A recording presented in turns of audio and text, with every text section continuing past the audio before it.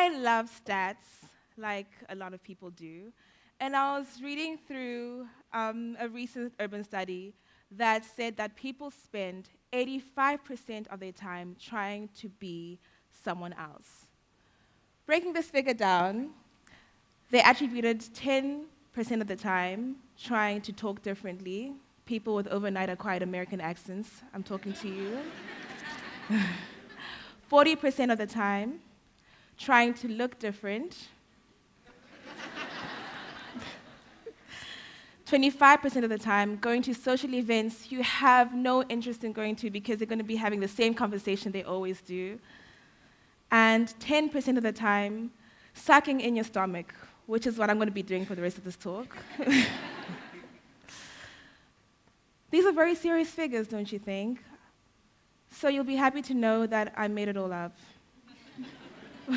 for dramatic effect. The point still remains that a lot of us have gotten way too comfortable living other people's stories out instead of writing our own. I'm going to tell you where my story began, where everyone's story begins as a child. And I was always creative. I spent my childhood running around, writing poetry about boys, and vandalizing my school shoes with Tipp-Ex. And this didn't always go down well in my family, because although they're all very loving, they're also all a very intellectual bunch. My father, to the far left, who's more handsome in person, I promise. Excuse my drawing.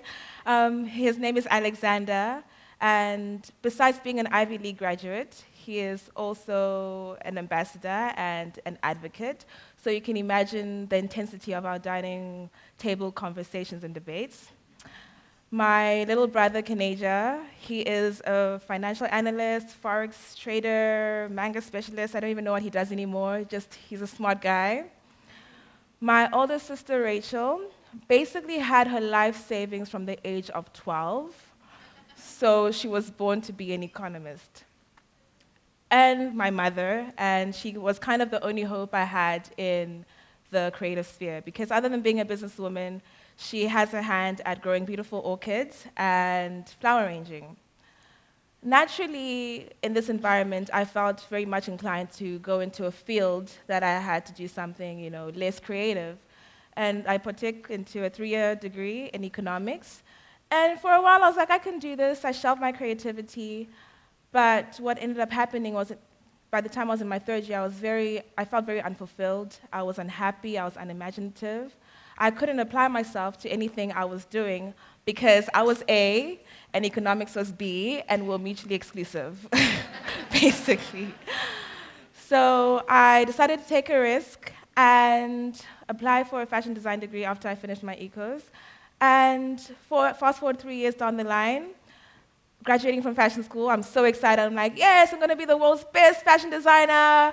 I had the name for my brand, Kahvarah, and it was going to be great. But reality, no.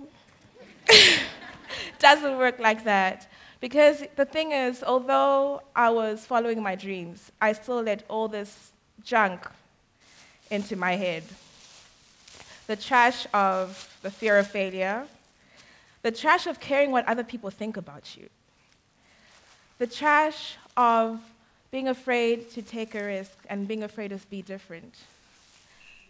The thing about even being in the career paths of our dreams is that we are surrounded with a lot of trash. Well, the fashion industry is filled with trash because besides being a great industry and an industry where you can grow and be creative, it's also a very dirty industry. Literally, the fashion industry is the 2nd biggest contributor to pollution in the world. It produces over 300 billion tons of soot and waste annually. That's a lot of junk. So I was like, you know what? I'm going to stop trying to fit in and being like everyone else because I was diluting everything I created because I cared so much what people thought. So I took my rubbish and I was like, I'm going to turn my trash into treasure. And I started actively from the beginning of this year finding projects that I found to be meaningful.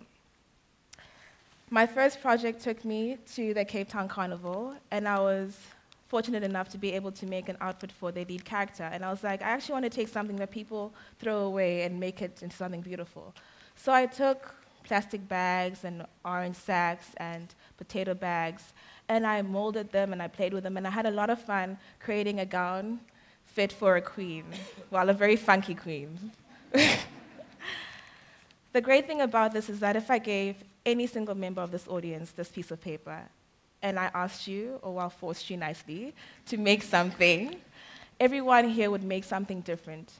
Whether that difference is as small as a single fold, it's still a difference. And that's the beauty about being individuals, right?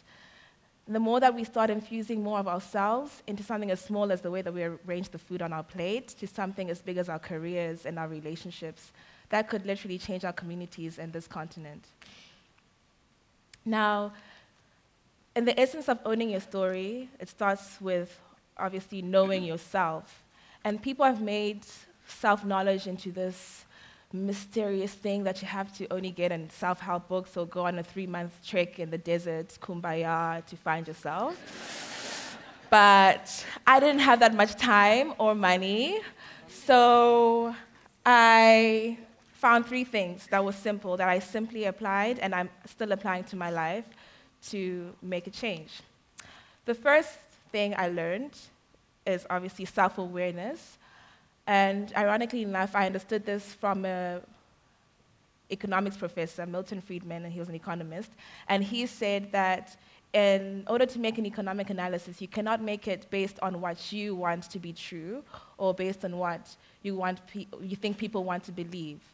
Because obviously if economists just make things up, which they sometimes do, our economies would be in chaos and shambles, which unfortunately, they sometimes are. But bringing this back to ourselves, we are also like a system. And in any system, the truth and actual facts are required in order to make actual progress. So there's no use in just blindly following trends and other people's opinions. Because if we follow misguided economists, if your internal system is misguided, it's only going to lead to chaos. The second thing is the importance of timelines, and I learned this from my mother. And growing up, she was building our home when we were away, and we obviously needed it to be done at a certain time, in a certain time period. Otherwise, we would have been homeless. So things happen in life. Obviously, the junk of life, financial problems, family problems, blah, blah, so on and so forth. And no matter what happened, I watched her, because she knew she had a deadline to meet, she always dealt with the problems fast, efficient, and she always reached her goals. Because you don't want to wake up 10 years down the line, you're like, I was supposed to do that thing yesterday. Yesterday was 10 years ago, and now you're freaking out and having a midlife crisis, because where did all this time go? So we have to take back ownership of our time. The third thing I learned from one of my mentors, and I believe one of Africa's most talented designers, Anissa Mpungwe. And while I was interning with her, she told me, Valerie, in order to make it in this industry, or in any industry at all, you have to be a little crazy. Yeah, crazy passionate about what you want to do, crazy hungry to wake up every day, hungry to learn, hungry to want to grow. Crazy daring, to dare to dream, to think that maybe, hey, I could make something that no one else has made before. Crazy. The more detached we become from our stories, the less value we add to our lives and the lives of the people around us. The more vulnerable we become to things like groupthink, which is the mother of all bad ideas. The more vulnerable we become to depression, to anxiety, to self-hate. These are all results of internal conflicts. You owe it to yourself to own where you come from, and more so to own where you are going. And even if you fall, the scars on your skin are just a reminder of what you can survive. So the next time you want to talk like your favorite TV character, just talk like how you talk. And the next time you're invited to your friends, best friends, sisters, grandmothers, nieces, something that you don't want to go to, just stay at home and rather invest that time doing something that you want to do.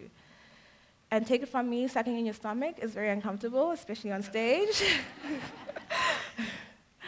I believe that in order to make external dynamic leaps that will lead to sustainable and relevant change, we have to start with our internal dynamic leaps of self-awareness, of sticking to timelines, and yeah, being a little cray-cray.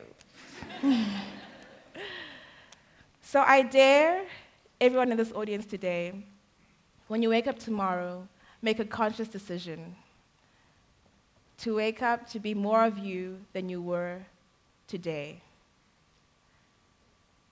To hold eye contact and not look down, to not be intimidated by judgment, to be a little bit more free. And most importantly, to own your story. Because the alternative, well, let's just say it's pretty much rubbish. Thank you.